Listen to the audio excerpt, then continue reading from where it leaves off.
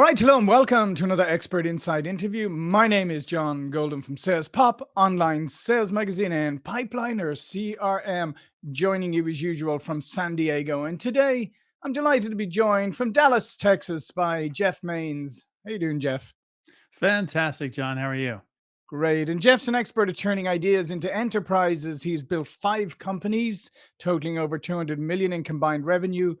4 have been acquired by strategic buyers. He's the founder and CEO of healthcare SaaS Intelligent Contacts, headquarters in Plano, Texas. Fanatical about helping entrepreneurs build stellar companies. Also, the founder and CEO of the SaaS Growth Accelerator Champion Leadership Group, where he mentors business leaders and to navigate complex challenges and future proof their business models. And you're the author of Small Fish, Big Pond, building a world-class business that swims circles around the competition. That's what Yes. I wanted to talk today about is future proofing, because let's face it, Jeff, here, future proofing your business has always been a challenge, and especially over the last like 30, 40 years as technology and internet, everything has changed so rapidly. And now, just when we thought things couldn't get accelerate or get any faster, we've AI come into the mix, and it's just turning everything upside down. So uh, I'm sure there's lots of business owners and entrepreneurs and people out there who are going, "Wow, how do I future proof my business?" Given the fact that every time I wake up in the morning and they've rearranged all the chairs again. That absolutely happens. And I've never seen technology move as fast as it is Hmm. right now. Yep. I think one of the ways to make sure that your business stays future proof is stay close to your customers. Mm. Really understand what it is that they're doing, how they're using your tools, how they're using your solution, and constantly having the conversation. What are they thinking about? How do they see the market? Where are they going? So you can get there ahead of them, not just stay with them. So I think that's one. The second is make sure that whatever you're building is something that is going to live in the future. So if you Mm. think about CRMs, those are going to Yep. be around for a long time because we do want to manage customer relationship. Customers are not going anywhere. But if you're building something, is it a course? Is it a knowledge product? Is it something that can be replaced with Google or with Chat or with Chat GPT? That may be a different thing altogether. So yeah, so one of the things that you said is about building for the future, and even you mentioned CRM and technology and that. I mean, one of the things even in our industry, we're built on open source, and we refactored all of our technology a couple of years ago to future proof it. Some of our competitors are actually going to face that issue at some stage because built Sure. on legacy technology. And I think that's probably one of the things that a lot of companies have to look at, as you said, now is like, if you're a technology company, is your technology able to handle AI and all the other technological advances, or do you need to start looking at biting the bullet and adopting new technologies?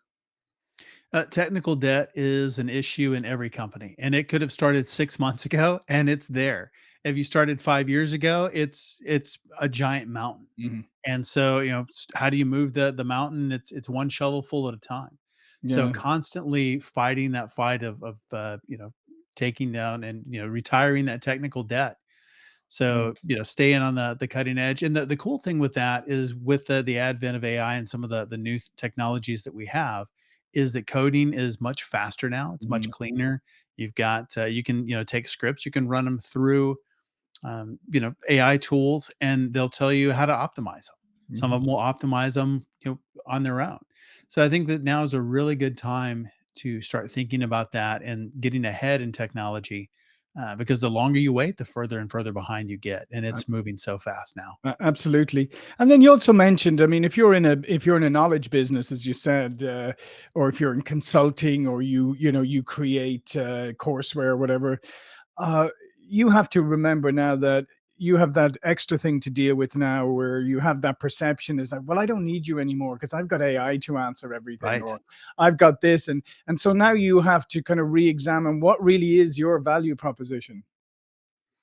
I think that's really important. Every company should be doing that on an ongoing basis. Hmm. What is our value proposition today? What does it need to be to stay relevant in the future? Because things are changing. What are the things that, you know, that exist today that probably won't in 5 years. Mhm. Search is going to change significantly. Yep. The way we consume information is already changing. We're already starting to see that Google is being replaced with some of the search tools. You know, they're using Chat Yep. GPT or Perplexity to Yep. search because we're getting answers. So how can you get ahead of that, and how can you give people exactly what they want faster? Mhm. So thinking about that as you're building technology, you're figuring out where are you going to fit in this new economy, the new marketplace. So Yeah. what's likely to go away and what's likely to grow? Yeah, and it's such a fascinating challenge because, even in the not even in the kind of recent past, you could build and probably at least have a window of a year or two, right? I Right. mean, maybe a year or two. Now you have to sort of almost tell yourself that whatever you're doing now could be obsolete next month. Yes. So you need to have that in mind. Yeah, I heard a number, and this has been several years ago, that an internet year is 52 days. And, so technology is just moving that fast. And that was a few years back. I Mhm. think that that may be more like 30 days today. And you're right. What is it that I'm building, or what is it that I'm thinking about that might be obsolete in 30 days, and extend that vision out. And it can be a little bit tough because we're in some cases uncharted territory, Yeah. but think about, what was life like a year ago and what is it like today? How have business patterns changed? What tools are we using today, or how are we operating that has changed in the last 12 months, and Mhm. project that out another 12.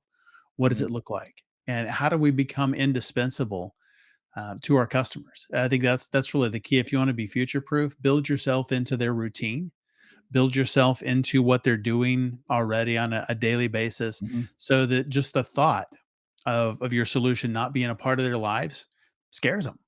Yeah. We don't want to terrify customers, but in this case, we do. We want them to be terrified to think about losing your product. And there's just not a lot of products out there that are like that. A lot of them they're nice. Yeah, Mhm. it's cool to have, but if it went away, eh, I'd be all right. That's not where you want to be. No, and that unfortunately has become, I mean, that's become so prevalent now, and particularly with SaaS models and all of that is, uh, we don't have the same connection to the tools or services that we use that perhaps once upon a time we did. As you said, I think part of the behavior that's changed is like we'll switch for the tiniest reason, like it's oh, this has got that extra feature, man. Okay, I'll switch over here and I'll Right. use that. And then, I mean, take AI tools. How many AI tools has most people gone through already, right? They've moved from Right. one to another to another. So that commoditization is like on steroids now. So as you say, how do you become indispensable to your customer? And going back to your original point is you got to get you got to get even closer to your customers than ever. Yes. Oh, absolutely. And find ways to get them a win. And Mhm. the quicker those wins are, the better. So if they're signing up, if you're product led and they're signing up for something and getting them a trial, how quick can you get them a win? Is it in the first 10 or 15 minutes? And if it's not, you need to rethink the onboarding process. Mhm. What are they there to do? What is it that they want to accomplish? And how can you get them at least a small win in the first 15 minutes, and then another one in the next 30 or an hour, and get them using your product multiple times, not just go in and try it for 10 minutes and then bounce. I Mhm. can't tell you how many solutions I've done that with, because there's no win, there's no payoff.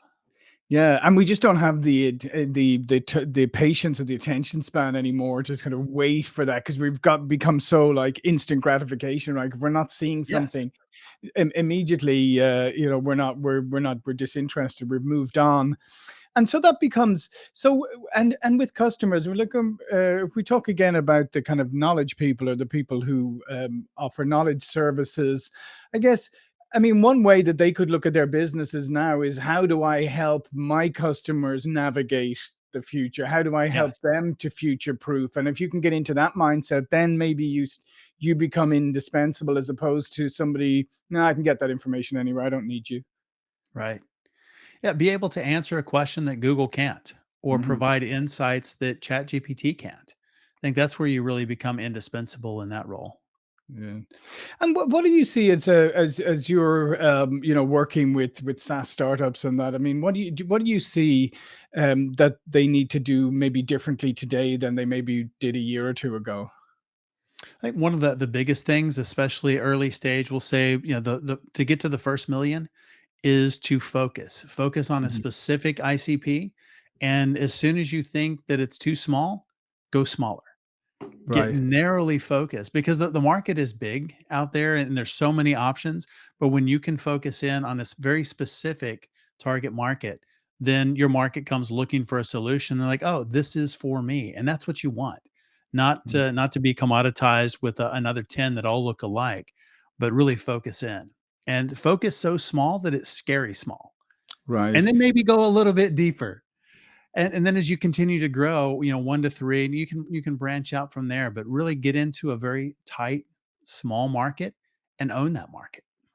Yeah, and that is, and as you said, I mean, that's kind of that's scary for people because especially when you're starting out, and a lot of people fall into that trap of like any business is good business, or Right. wow, look at the size of this market. If I could just get like a half of 1% of this massive market, then I'm going to be huge, right? And Right. and going small and focused, that kind of that scares people because when you focus and ultra focus, like you're talking about, you are deliberately saying no to all of this other stuff, and Yes. we don't like saying no. No, no, not at all. Well, especially in a sales capacity. Mhm, I mean, it's so counter to think about that. But that's where the riches are, is mhm, really going small and focusing in on that market. So take that, if it is a giant market and you think that you can win that half percent, what does that half percent look like? And how can you narrow that down and focus only on that one half of 1% in mhm. that market and own that piece and then expand out from there. Yeah, But when we're trying to be all things to all people, we're nothing to anybody. yeah. But we can really own that niche and become special.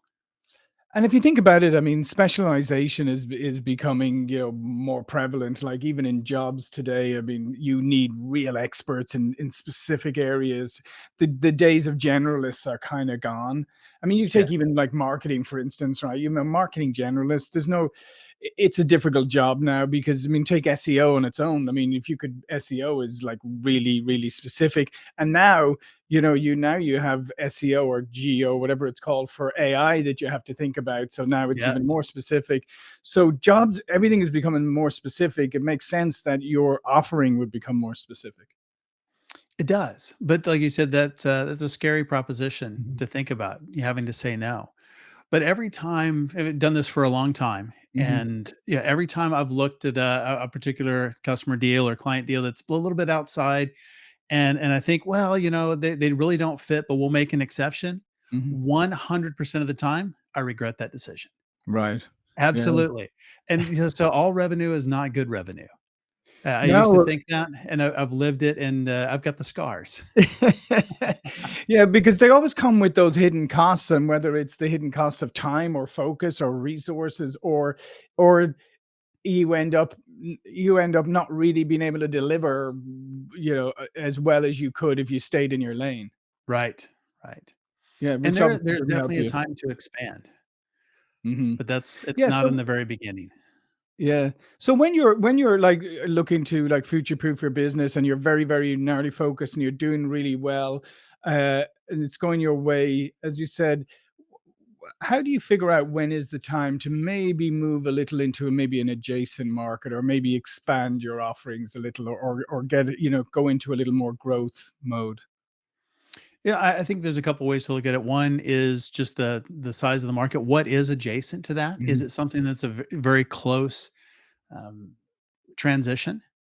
Yeah, and you can look at it in two different ways. One could be an industry vertical, and so you could be very deep into a specific vertical. Vertical SaaS, I think, is awesome.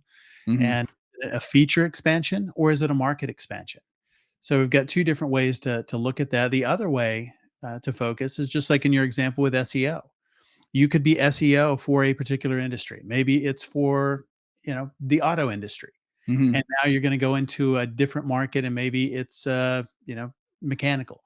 Maybe it's home services. Whatever it might be. It's something that is adjacent. So it's two different things. One is a vertical industry niche that you're really focused on, and the other is a specific problem that you're solving. So, does everyone need SEO? Of course. So Mhm. the whole world is my market. Well, hold on. That's pretty big. But if you can focus and you can own one niche and then expand out to the next one doing the same thing, or in an industry and you've got deep customers in that industry. What I love about vertical SaaS is you can continue to build and add features or add additional capabilities without having the CAC to go Yeah. acquire brand new customers that have never heard of you. So you're Yeah. able to grow that revenue at a much more efficient rate by expanding that way. So Yeah. there's different ways to think about it. Yeah, and obviously, if you take that vertical approach, then it's much. It's I would say easy, but it's much more defined. Like your marketing is much more defined. Everything you do is much more defined because you're doing it all in the language of that vertical, and you're focused on Yes. that vertical. It's absolutely true, and that's where you want that to really resonate, where your prospects, look at your marketing and they go, you know, "John gets me. Yeah, He's yeah, one of us. yeah. Yeah, I want him because he understands our business." Yeah, because we see a lot of superficial verticals, right? I mean, we see a lot of SaaS companies, and they'll like say, "Oh, they're in all these verticals," and really, it's just the same marketing with a few, with a few words changed. But Right. there's no real like, if you're a real expert in that industry, you're not looking at it going, "Oh, that's me." You're going, "Yeah, I don't think they really understand us." That's absolutely right. Uh, yeah, so no, I love that idea. I love that idea about vertical, and the piece about focus, because I mean that is something that comes up all the time. Because as you develop a product, somebody in the company will go, "Oh wow, this would be really cool. But this customer's using it for this. Ergo, we could offer this as a product to all customers, or to Right. we could branch out." And that's always very very tempting, and you always feel like the kind of the naysayer when you go, yeah, that's great, and maybe we could, but we're better off kind of staying focused here right now. That's not the fun answer, but Yeah, most of the time, it's the right answer, is yeah, do more of what you're already doing, and it is a little bit boring. And I think sometimes as leaders, as entrepreneurs, founders, we want to chase the shiny objects and we want to mhm, chase the next big thing. And a lot of times that is a path that doesn't really go anywhere. It yeah, is a shiny object, and then it's gone. And you're like, wow, how did we get here? yeah, But it's doing those things and it's doubling down on what's working today. yeah, It's, yeah, I can't tell you how many times, we're going along and we get stuck and then asking the question, well, why did we stop doing that? mhm. Well, it was working so well, we quit. So I started doing something different. So it's doing those things that are working and double down Yeah, and I until think it's sorry, I was going to say, I just want to underline that point because I think that's a really, really important point. Because it's as we get more experience and as things start working out, we have this habit of stopping doing the fundamentals or the things that got yes, us there. Because because it's second nature now. I don't need to focus on that stuff. It's all second, until suddenly you realize you're totally out of focus. right, right. Yeah. So having somebody to help keep that focus and refocus and make sure that you're always working on the right next step, the most important thing in your business, and Mhm. avoiding those shiny objects. 'Cause that's one of the things that held me back a number of times. Was every quarter there was a new shiny object, and now let's go do this. Oh, we could do this. There's a new tool, and AI is that. It's been that for some companies, Yeah. and that they're looking at that. They're trying to figure out, what can we create with AI, and then they go looking for a problem to solve with the thing that they made, instead of flipping that around and figuring out what is the problem we're going to try and solve, and maybe AI is part of that equation. It very well might be, Yeah. but it's looking at it differently and turning it around and really finding the problem and then solving that problem instead of creating something really cool and going out and trying to find a place to sell it. Yeah, and I think that's the big danger now with AI, because I mean we've adopted a lot of AI, love AI, and there's lots of great things you can Yes. do, but it's very easy to disappear down a rat hole if you're not careful, and it's very easy to, as you say, it's very easy to let your imagination run away with you.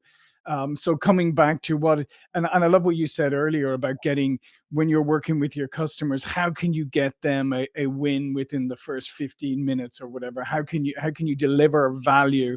And if you look at it through that lens, then I think it's going to help you make better selections. Yes, without a doubt. Yeah, staying focused on the customer, because ultimately that's where the revenue comes from. Yeah. And so the closer we can stay, the better we can serve them and give them what they showed up for. Mhm. Help them solve the problem they're trying to solve. The better off we are, the better the revenue numbers look. Yeah. And it's nice to be like a step ahead of your customer, but sometimes it's not great to be like a few hundred miles ahead of them. Right. And that can happen. Yeah. Yeah, especially today. We see a future and go try and create it or build, and customers are like, "That's not where I see us going." Yeah. Now, is it right? I don't know, maybe, but Yeah. it's not right now. Exactly. Well, listen, Jeff, this has been great. All of Jeff's information will be below this video. But before we go, please do tell people a little bit more about you and what you do. Sure. Well, I help B2B SaaS founders grow, scale, and exit if they want to. So I help them do the things that I've done and not do all the dumb things I've done. And it's a pretty long list. Well, I would encourage you to reach out, check out Jeff, because yeah, it's always great to learn from experience and to avoid the pitfalls and let somebody else show you their scars rather than like earn them yourself. Without a doubt. Yeah. Well, listen, thanks again, Jeff. Thank you for watching and listening, and I will see you all again very soon. Thank you. Thanks, John.